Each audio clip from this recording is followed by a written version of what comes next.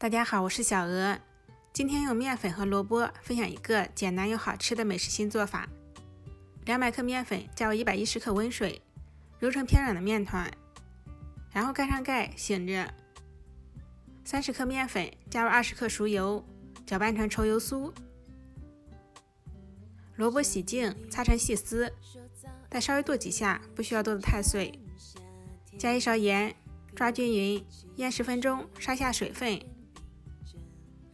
猪肉馅里面加入1个鸡蛋，1勺盐，1勺生抽，半勺老抽，半勺蚝油，姜末、葱花、胡椒粉，同一个方向搅拌上劲。杀好水分的萝卜攥干水分，放入猪肉末中，搅拌均匀，再加适量的小磨香油，搅拌均匀备用。案板上刷上一层薄油，把醒好的面团揉光滑，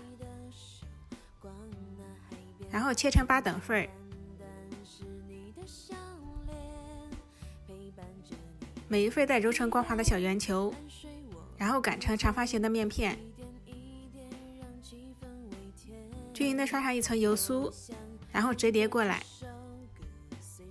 从一端紧紧的卷起。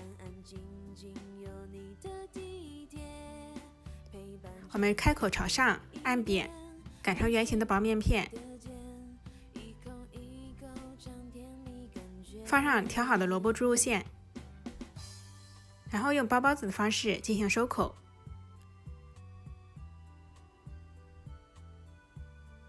收口处我们捏紧一点。